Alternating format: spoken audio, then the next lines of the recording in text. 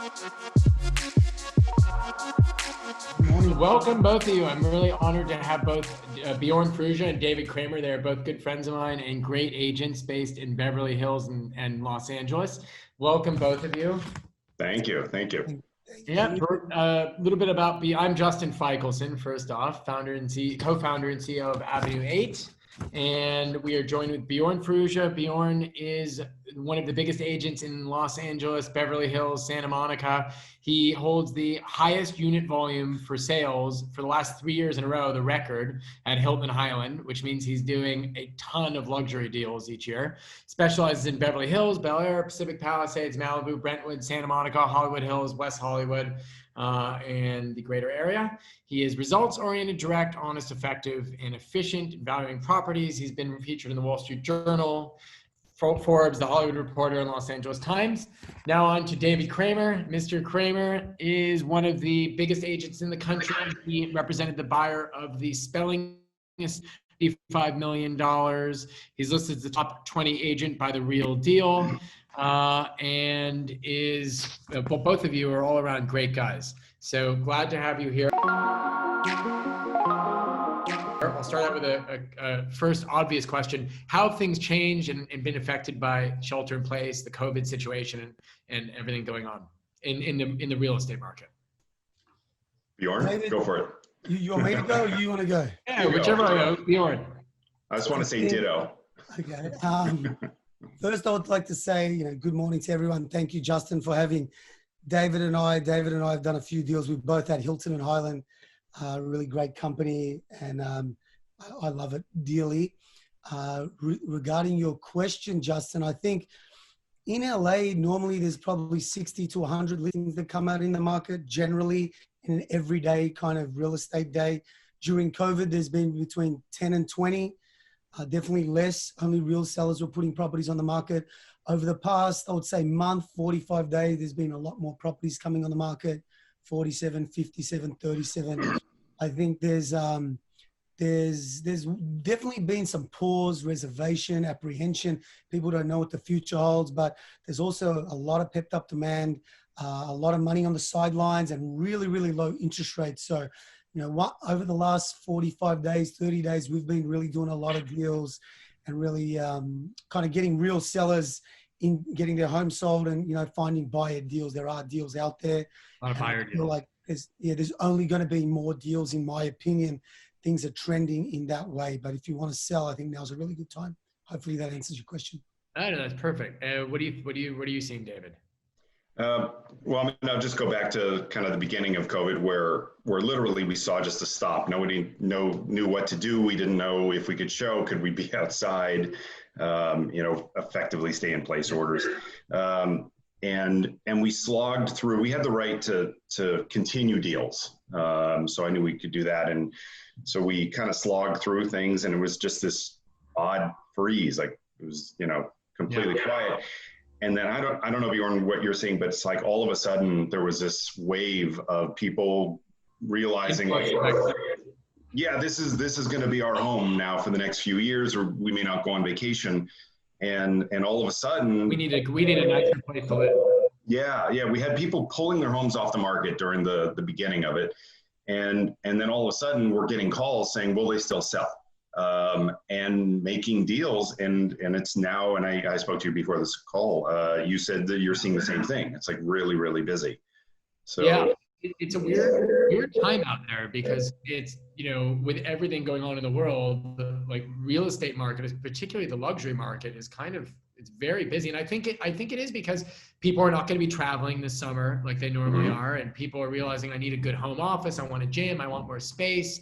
I want a place to call home that I actually want to spend a lot of time in. So I think that is making home more of a priority than it used to be, for sure. Yeah. And I've spoken to agents around the country as well. And vacation areas have taken off. Palm Springs has taken off. Malibu has taken off. The Hamptons have taken off. Lake Tahoe, Lake Tahoe, Napa Valley. Try renting a house in Carmel right now. I mean, it's tough. Yeah.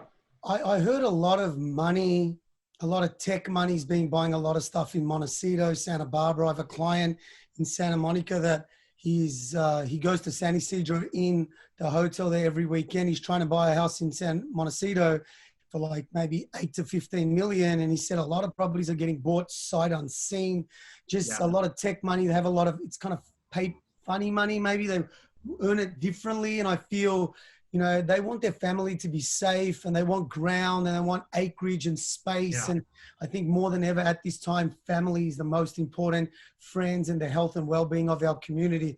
I know David, I think about that. That's one of my highest priority along with making deals. I'm sure David's the same, but I think taking that into consideration, I feel like getting more space is something that people really want. And, you know, LA is the fifth, you know, one of the biggest economies in the world. And there's a lot of money here and a lot of people have the means. They want that and they're willing to pay for it. Actually, yeah, kind of on that, like how have aesthetics changed? Not just because of this, but just in general, because I know, you know, a few years ago, all the mega mansions, spec mansions being built were uber modern, you know, glass, concrete, and, you know, kind of very flashy looking. Has that changed at all? I heard that they've become a little bit more like, have aesthetics changed to become, you know, buyer needs wanting more warm family oriented stuff? Or is it still kind of the flashy, glossy type of mansion? I feel like we went through our bachelor years in LA and that's kind of over. I mean, to encapsulate what you're saying, it's like, it was all like a pad. Everyone wanted a pad. And now it's definitely becoming, you know, warmer moderns. You're seeing farmhouse properties. So yes, is the answer to your question. What? I said people love the modern farmhouse.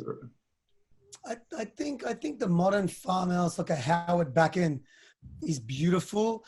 I think kind of to David's point, in the Hollywood Hills, kind of Bird Streets, there was a lot of kind of party, fun, kind of hanging off a cliff houses.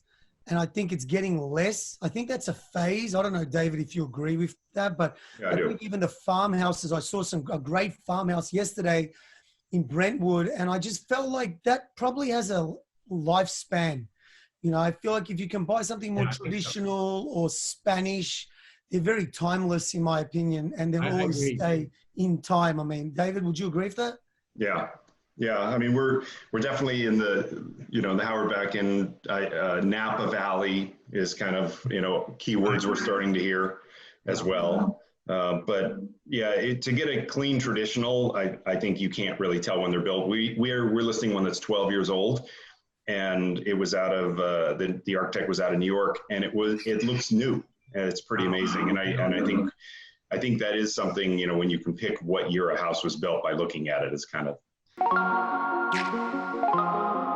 If I can ask you, since this is all about breaking into the luxury market, how did you both break in? We'll start with you, David.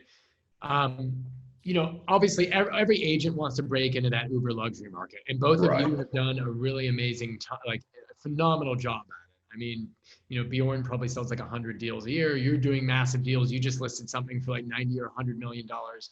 But how? I guess what was the breaking point for each of you? Like, what was the point? Yeah, Justin, do you mind? I would also say, kind of caveat to that part of the conversation is like David. You know, he sold the Spelling Mansion for 88 million. At the time, that was one of the biggest sales in the history of America. You know, our company sold some of the biggest in the last year ever. Something sold to one of the Murdochs last year in December for like 150 million. But just kind of pressing to your point, I think David, you know, he sold at one stage the biggest home ever in America being the Spelling Mansion. Totally. So I think that's something to bring to everyone's attention. No, it's huge. Thank so, you, like, what was when you got into, like, how did you break into the luxury market? Well, you know, it's funny. When I was in college, I decided I wanted to sell luxury real estate, and I always said you can sell down, but you can't sell up. Meaning, if I'm in Beverly Hills, I can sell in Santa Monica, I can sell in Hollywood, I can sell in Culver City. But if you're in Culver City, you're not going to be selling in Beverly Hills generally. So it was really funny. It's like, that was my life goal. I know Bjorn is actually kind of similar. You know, he really had a vision of what he wanted for his life, and, you know, he's obviously made it. And I had the same thing. It's like, I wanted to sell real estate in Beverly Hills. I wanted to sell high end. You know, it's definitely it's a long pathway to getting there because people always want to know your track record. And once you've got a track record, it's a lot easier. But getting to that point, Bjorn and I work together on a lot of things actually, which helps both of us. You know, we've literally kind of moved into an area and took the 10 million and above away from a 25-year veteran of the area, which was pretty amazing. How did you do that? Like, how did you go about distinguishing yourself and taking that market share? Well, wouldn't you say kind of goes back to what I was saying is, you know, we were able to bring in clients to that area at higher prices. So we kind of had a victory together on one street where we kind of had like a history. Well, no, we didn't have a history. That was the thing is, you know, we got a price that was like $1 million more than the people said they would get when they interviewed the other brokers. Yeah. And the buyer came from out of area. So we were able to create more competition. And then that person referred somebody, and then it just kept going, and we kept doing it over and over. And it was it almost became kind of comical because we had all these letters saying we interview people and they could get us this and they got more. You know, it goes down to contacts, reach, marketing, and all that kind of stuff. But like when you started out, like what was the first, you know, because most people don't just start out in luxury unless they're very, very lucky. Like what would you say was like your breaking point into that? Like what made you, at what point did you become a luxury agent and succeed in that? Was it moving to Beverly Hills, living there? Was it hanging out in certain spots, networking with certain people? Was it getting lucky on one big listing? Was it focusing on marketing? Was it focusing on expired listings? It's a process. And that's the thing, you know, people like say, I want to sell a big house, and maybe you get lucky and you get a big house. But it's a real learning process. It's everything you just said, and I think Bjorn will probably, you know, greatly agree. Getting one deal on one big house is not going to change your career. It's a process of knowing the people. I network with attorneys, so I get referrals in the very high end. So that makes a lot of sense because in Los Angeles, I imagine attorneys and agents are really doing a lot of the business management. There's a lot of that, yeah. But it's you know, to answer your question a little more directly, it is a combination of all of those things. It's your crowd, it's working that segment of the market. You don't just break into it and it doesn't just snap, you know, like a switch. It's a process. And I know like Bjorn has been very smart. I've watched, you know, I admire him. He shares listings with different agents on the high end, and I did the same thing. So what I would always do is say, like, who can I share with and learn from? And I started sharing listings with other people. Yeah. That's really smart. And I think a great point. It's like the learning you're going to get from it, and also the credibility with being associated with that other agent is a big deal. I remember one story was really funny because there was one agent who literally dominated LA, and I shared a listing with him, and then the next time I went up against him, I won, which is kind of interesting because I was like, you know, I knew what to do. That's amazing. Yeah. What about you, Bjorn? What was like the first time you broke into luxury, and what was that breaking point for you? Well, listen, I mean, I still need to sell an 88 million like David, so I probably would say I haven't broken into it yet. But, you know, I think it really depends. I think it's a mindset. I think it's about who you affiliate with. I think you are who your friends are and who your associates are, and you want to be in the right places. Yeah. I think, you know, people think real estate's only about talking and being friendly and being fun, but you also have to be super smart because I think deals are, you need to be a good negotiator. You need to think outside the box. But to get into the first house I sold was $387,000.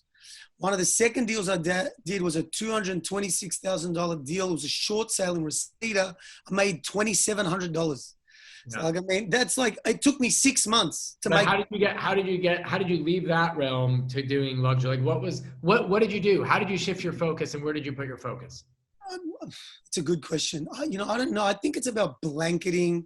I think it's a mentality. You know, I had a vision. I think David kind of hit it, and I have a goal, and I just kind of put my energy towards that. And, you know, I see myself, you know, a certain way, and I expect that.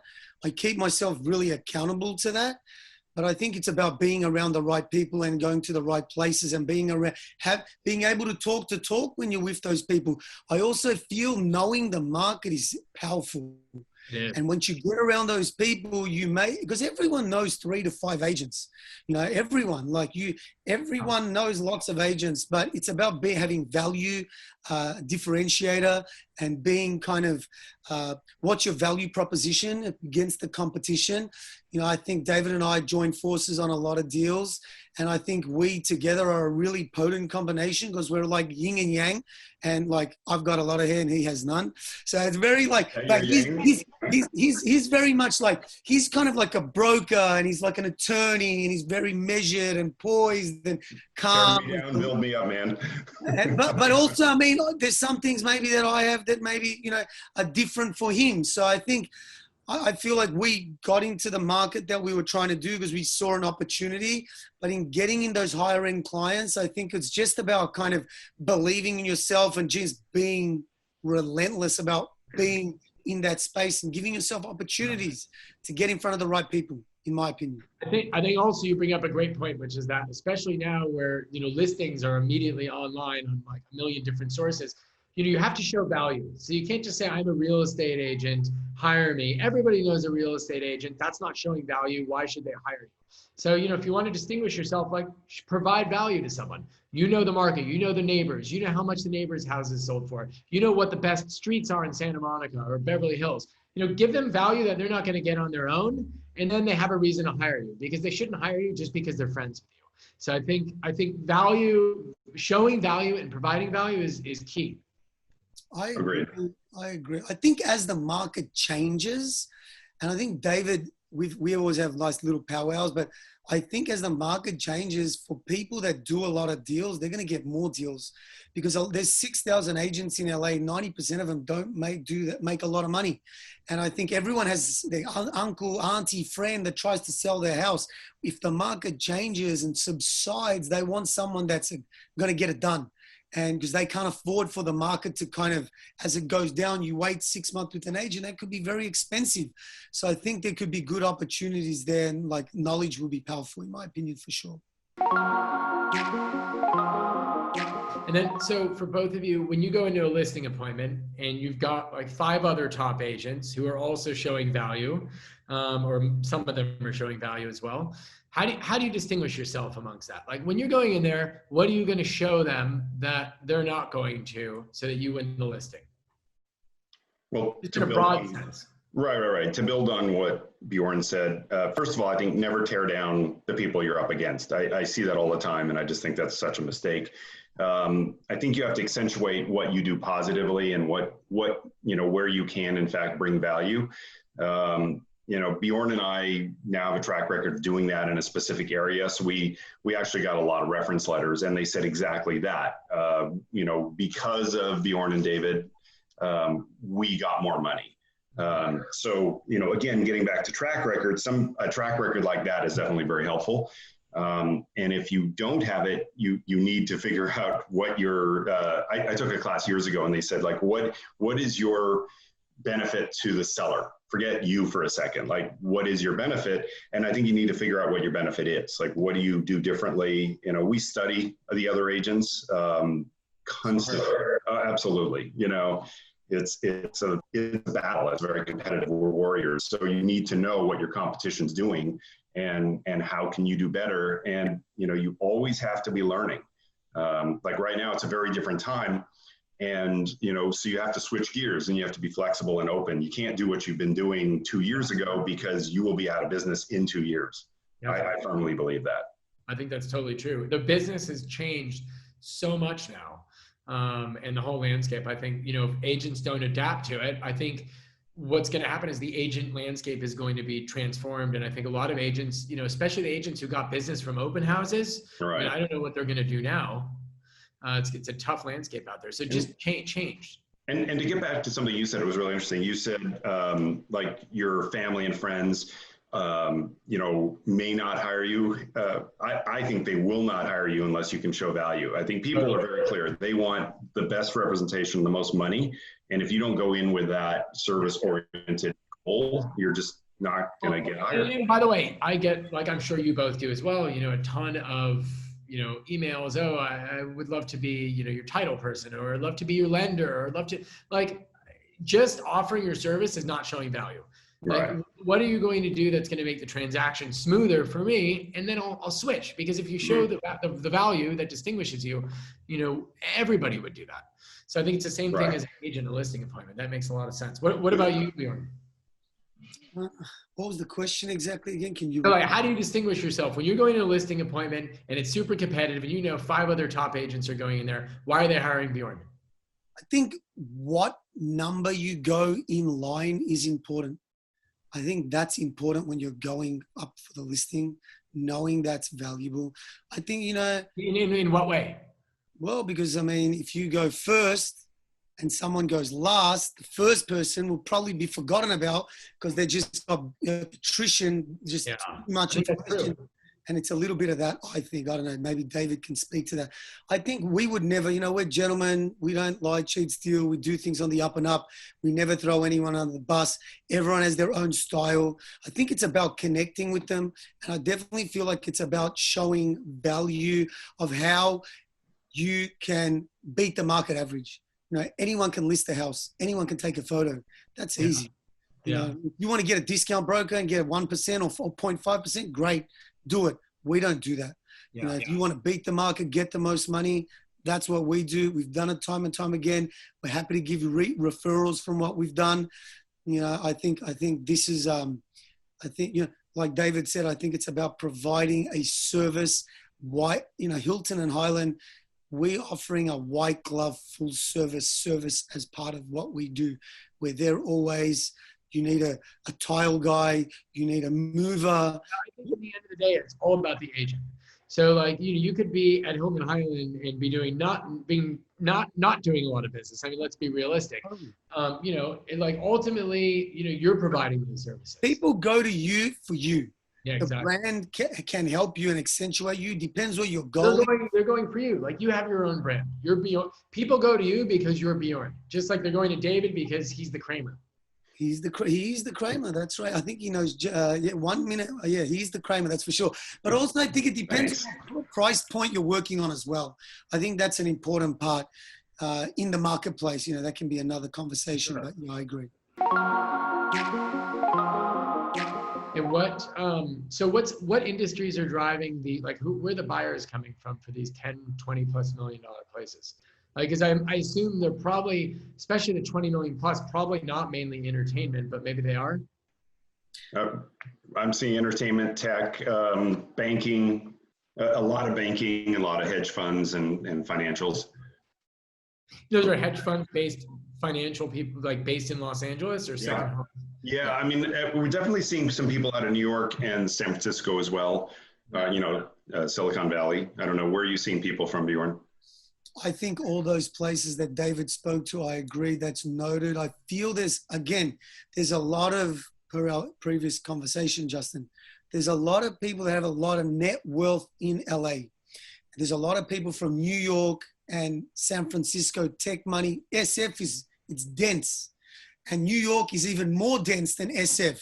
And a lot of people have gone to the Hamptons, like East Hampton, Sag Harbor, Southampton for the summer. But a lot of the money in New York, they went down to Bell Harbor in Miami.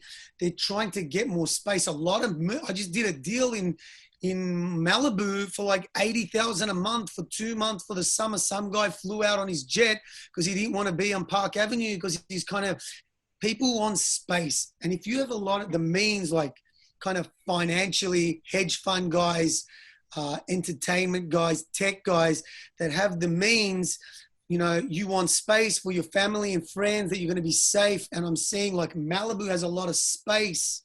And I think Brentwood Park, the West Side's crazy. I think Santa Barbara, Montecito, they're buying more scale land. Right. Something just sold. I don't know, David, if you noticed that just south of near LACC, LA Country Club last week, just south of Sunset for like 25 mil.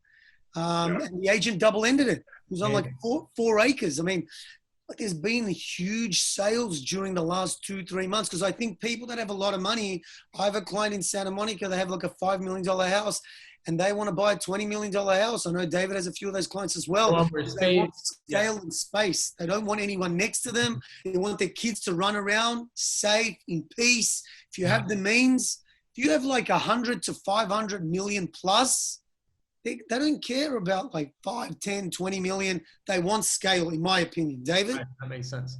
Yeah, no, I'm seeing the same thing. I'm seeing people who were not in the market are just saying, you know what, I want a bigger house. Yeah. The odd thing in LA is the 10 million and above has recently just taken off. It's crazy. And is this, but the fact that they want more space, is this meaning that areas like Hollywood Hills or Bird Streets, where the houses are a little bit closer together, are they kind of decreasing in demand a little bit, and places like in Bel Air where the sprawling, estate are more desired right now? Or I'm seeing more of a move west generally, but there was some very big sales in the Bird Streets. Recently there's been several. There was a whole bunch of off-market over 10 sales, which obviously we'll hear about in like a month or two. But quite a few. I was actually shocked at how many I keep hearing about. I think so. I agree. It's about lifestyle.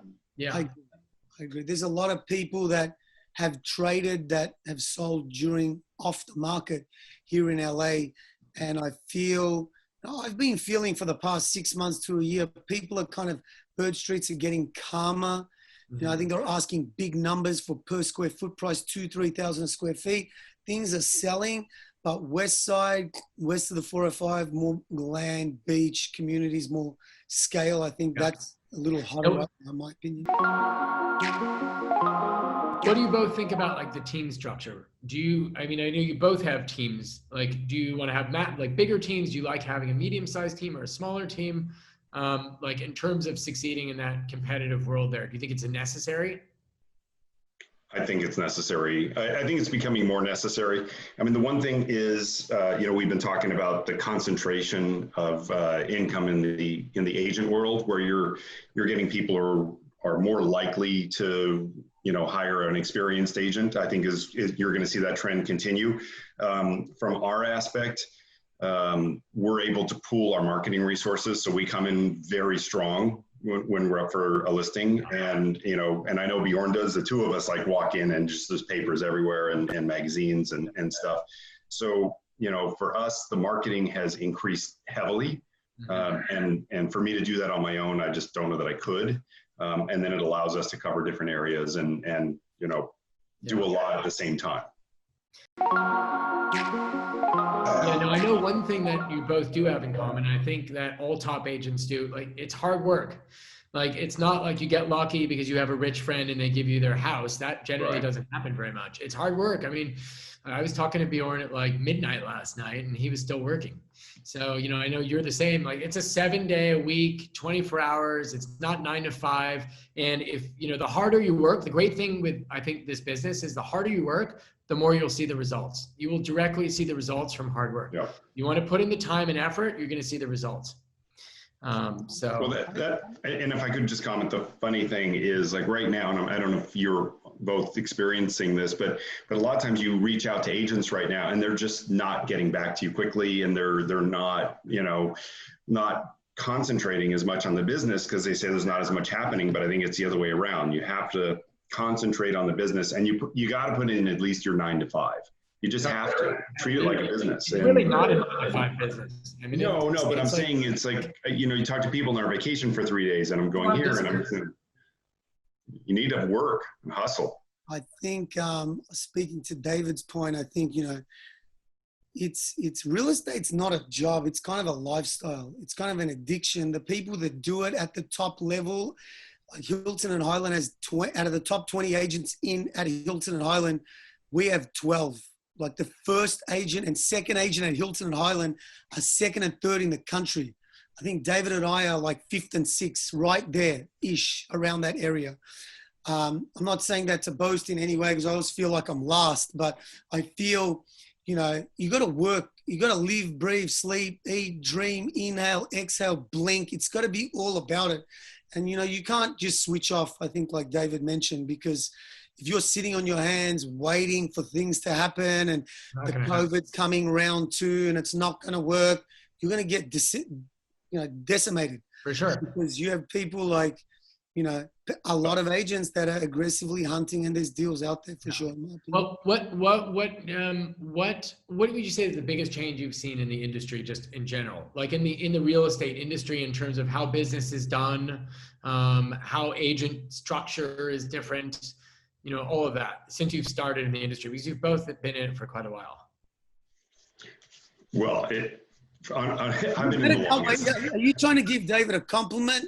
Is that a compliment to David? Or he's calling me old. I'm not sure. Oh, you're an old bugger. And both of you have been in it in a while. Like, how have you seen the industry change? Like, just in general, the real estate industry. I'll go first because I'm the oldest here.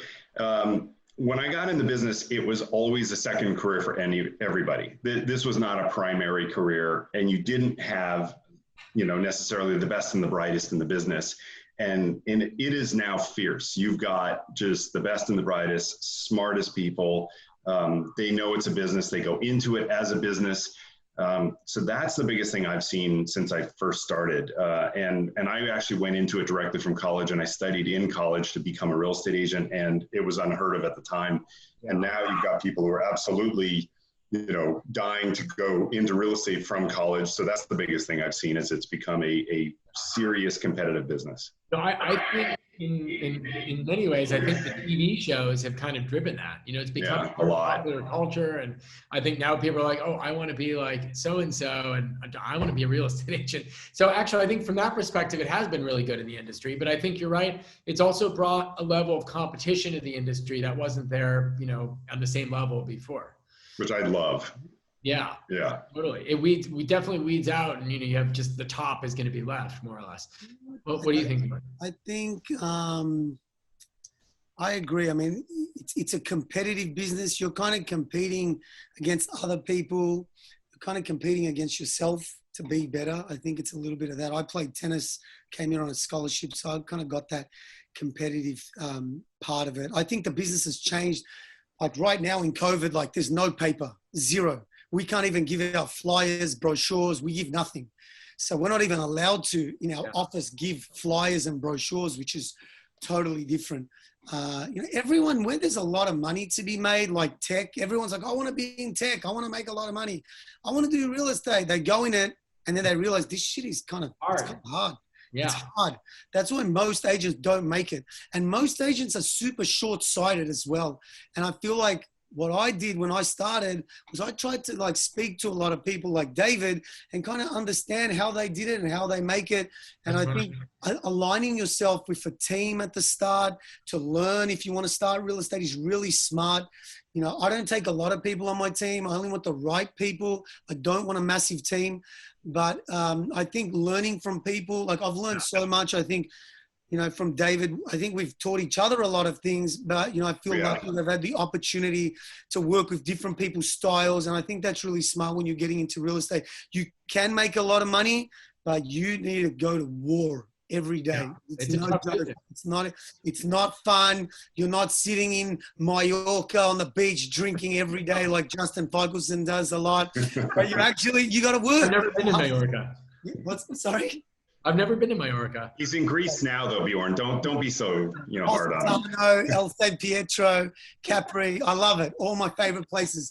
But I'm saying, you know what I mean? I think to get to like where David is, like, I mean, it doesn't come easy. It's hard, and you got to grind, and you got to continue to try to reinvent yourself. I think that is the one thing with the TV show, is that on the surface, these TV shows, like, it looks glamorous and they're driving fancy cars and they're like selling, you know, fancy lifestyle. But, you know, the reality is it's a very tough business. And it's, you know, it's a lot less glamorous than people think. And, you know, you have clients that are giving you a lot of pressure. You're competing against 1,000 other agents, and, you know, it's a tough business.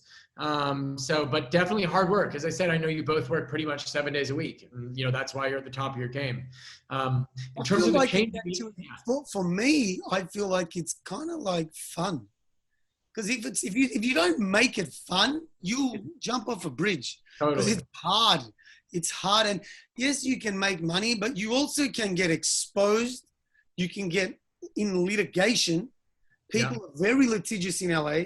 I think, I don't like to give David a lot of compliments, but he's amazing at this because he's like an attorney.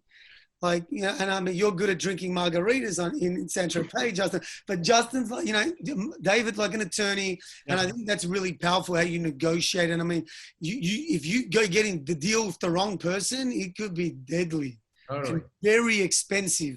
So I think, you know, that's why it's important to work with people at the start and learn the game. Totally. And I think that's totally true. I think a mistake that a lot of agents do is they're going for like, I want to be at this brand, or I want this, I want, like, forget about that. Find an agent who's going to take you under their wing and teach you how to do the business, and who knows how to do their business, how to do the business themselves. That is going to be the most valuable thing, hands down, and the only thing that matters. And have no query about sharing your listing with them. Like, give them, not at the beginning. Absolutely not. That's the best advice I could ever give anybody. Exactly right. I think that's really good advice. I also feel like, you know, find someone that you connect with and you trust that's going to do the business like you. Because there's a lot of unsavory people. I'm sure David and I have, you know, we trade war stories daily, nearly every other day about someone we do a deal with, and then they try to cut us out of the deal. And David told me he went to like an attorney, like crazy story. Yeah.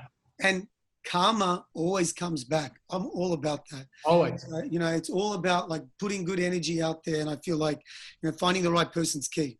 The cool thing about the business is you make it your own, because, you know, to the yin and yang story, it's like Bjorn is absolutely relentless. That is his secret sauce is, you know, he just goes and goes and goes. Yeah. You know, mine is more tactical, and that's why together we've done so well. That makes sense. Bjorn, he's like, you wound him up and he just keeps going, and it's like, doesn't stop. I actually don't need a winder, actually. I'm always like, we need to bring you down to our level occasionally.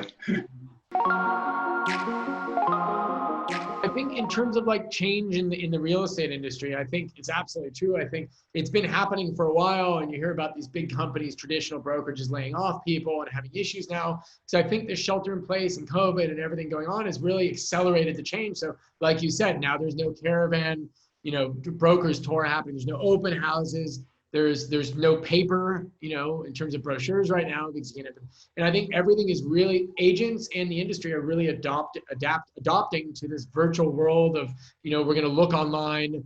There's tools, there's Zoom. We're doing a Zoom conversation now, and, you know, doing business very differently. And I think it's, you know, across many different industries. Obviously, retail is another one, but the change is happening. That's, I think, one reason why, you know, we co-founded Avenue 8 is, you know, we see a change in the industry, and that, you know, there needs to be a brokerage that is truly agent centric and doing things differently.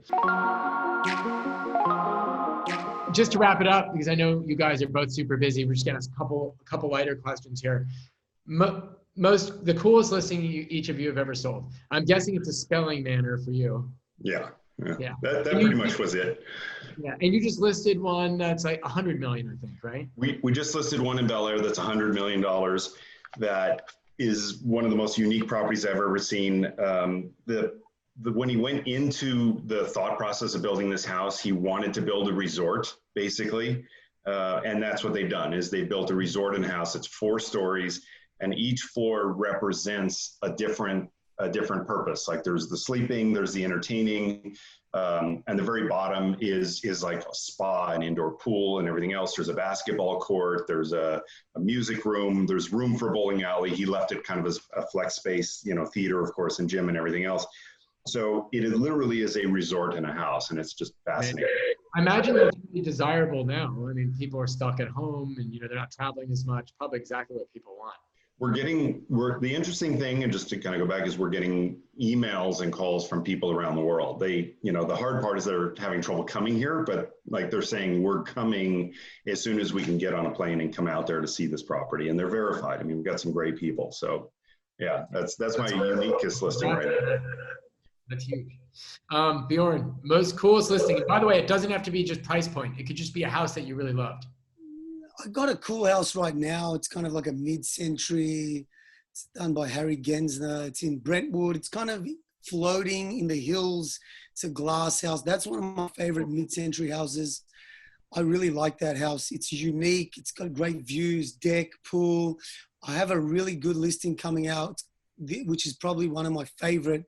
I've got a lot of favorites because I like real estate.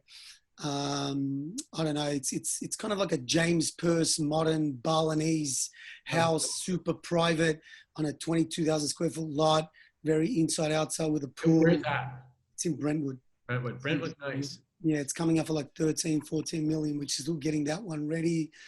But, you know, I've seen some great kind of estates I saw a beautiful house on Billionaire Road on Hillcrest, which I think is on the market now for like 62 million. It was kind of that very smoke and mirror party house, but that was a pretty insane house that was had amazing views. It depends what style. I like lots of different styles, so I can resonate with lots of different areas. So I can appreciate, you know, just I even like Tudor styles. Probably the favorite house, my favorite house, I would say, is probably the Brad Gray estate, which sold on Carrollwood.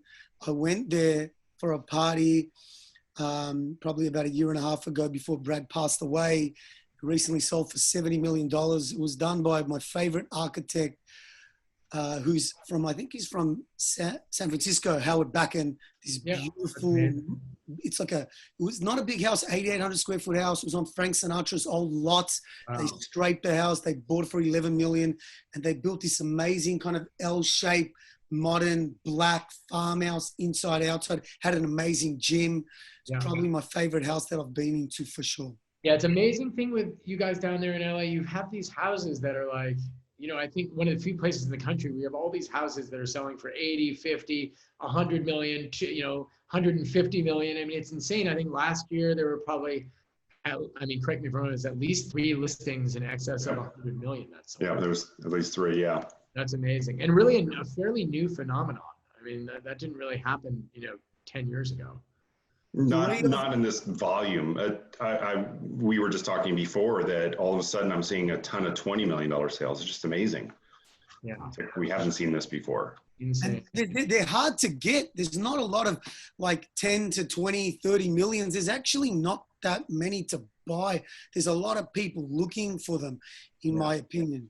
I know the guy bought a property. The guy who started WhatsApp bought a property for 100 million last year. David out in Malibu, he bought a famous producer's house.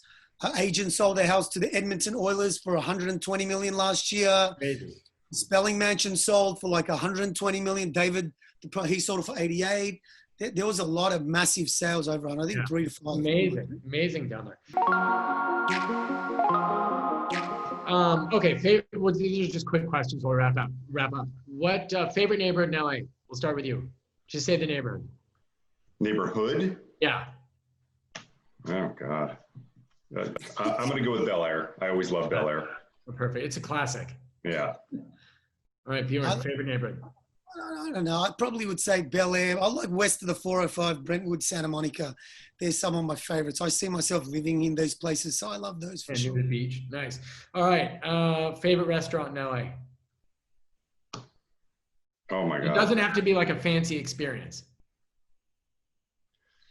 I go to R&D Kitchen all the time. This is not a big one. It's right on Montana and Santa Monica. I like that. I like Giorgio Baldi. I actually like going to Soho House in Malibu. That's my spot. That's the best. Fun, outside, chill, great food, great people.